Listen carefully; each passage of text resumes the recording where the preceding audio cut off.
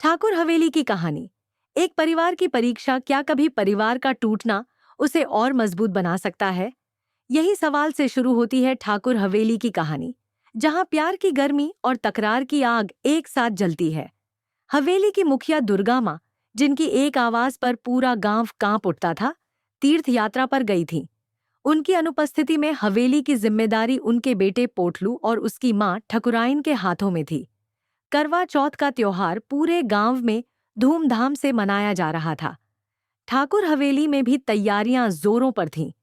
छोटी बहू अहाना पूजा की थाली सजा रही थी, आंखों में अपने पति अर्जुन के लिए प्रेम और विश्वास की चमक थी।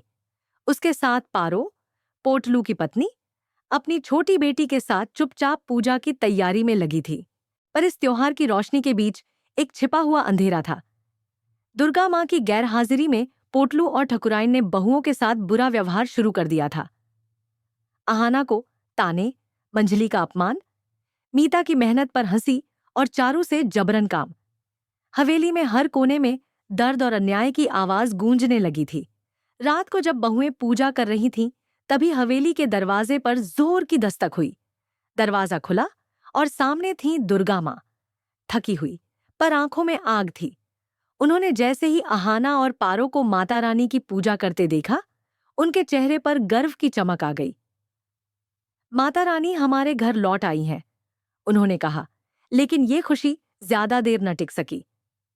नौकरों से जब उन्हें सारी सच्चाई पता चली कि पोटलू और ठकुराइन ने बहुओं को घर से निकालने की साजिश की, दुर्गा माँ का चेहरा क्रोध से लाल हो उठा। उन्होंने पूरे परिवार को हवेली के आंगन में बुलाया। सबकी नजरें दुर्गा माँ पर टिकी थीं। उनकी आवाज धीमी मगर निर्णायक थी। आज से पोटलू और ठकुराइन इस हवेली में नहीं रहेंगे। आंगन में सन्नाटा छा गया। ठकुराइन ने गुस्से से कहा, तुम्हें क्या हक है हमें निकालने का? यह हमारा भी घर है। दुर्गा माँ का जवाब बिजली की तरह गिरा, जिस घर में मेरी बहुओं की इज्जत नहीं, वो तुम्हारा नहीं हो सकता। तुमने इस परिवार को तोड़ने की कोशिश की, अब सजा भुगतो। पोटलू और ठकुराइन दोनों निराश होकर कमरे में चले गए। ठकुराइन सामान पैक करने लगी और बोली, एक पल भी अब इस घर में नहीं रहूंगी। पोटलू की हालत पतली थी। मां के साथ मिलकर जो अन्याय उसने किया, अब वही उसके खिलाफ खड़ा था। पारो अपनी बेटी को सीने से लगाए कांप रही थी। दुर्गा माँ उसके पास गईं और प्यार से बोली, तुम और तुम्हारी बेटी यहीं रहोगी। मैं सिर्फ पोटलू और ठकुराइन को निकाल रही हूं। गलती उनकी है, तुम्हारी नहीं। पारो रो पड़ी और दुर्गा माँ के पैरों में गिर गई। माँ जी, आपने मुझे बचा लिया। हवेली के बाहर का दृश्य देखने लायक था।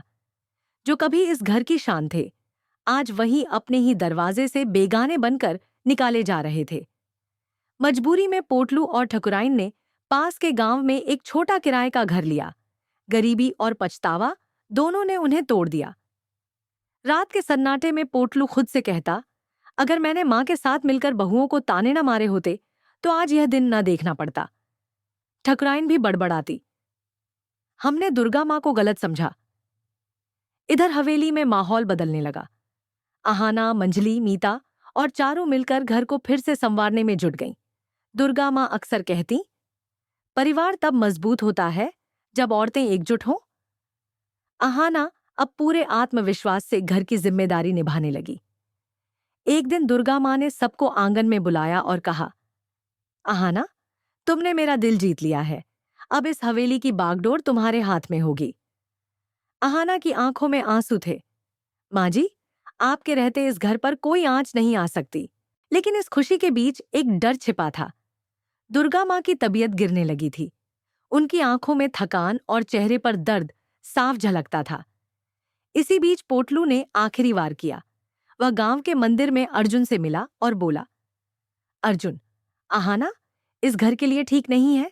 उसे तलाक दे दो। अगर तुम ऐसा करोगे तो मैं दुर्गा माँ से सब ठीक करवा दूंगा। अर्जुन, जो दिल से कमजोर था, शक में पड़ गया। उसने सोचना शुरू किया कि कहीं सच में अहाना ही तो वजह नहीं थी इन सब झगड़ों की। जब यह बात हवेली तक पहुंची, अहाना का दिल टूट गया। वह सीधी दुर्गा माँ के पास गई। दुर्गा माँ ने शांत स्वर में कहा, बेटी, धैर्य रखो। ये पोटलू की आखिरी चाल है। वह चाहता है कि हम टूट जाएं, पर ऐसा नहीं होगा। उन्होंने अर्जुन को बुलाया और कहा, बेटा, अपनी आंखों से देखो कि किसने तुम्हारे लिए क्या किया है। अहाना ने तुम्हारे लिए अपना सब कुछ दांव पर लगाया। क्या तुम पोटलू जैसे आदमी की बातों पर भरोसा करोगे? अर्जुन की आंखें नम हो गईं। उसने अहाना से माफी मांगी। मैंने तुम्हें गलत समझा, कृपया मुझे माफ कर दो। अहाना मुस्कुराई। गलती इंसान से होती है, लेकिन सच्चा रिश्ता उसे सुधार देता है। दुर्गा माँ ने दोनों को आशीर्वाद दिया, लेकिन उनकी आंखों की थकान अब गहरी हो चुकी थी। क्या यह उनकी आखिरी लड़ाई थी, या हवेली में कोई नया तूफान आने वाला था? यह वक्त ही बताएगा।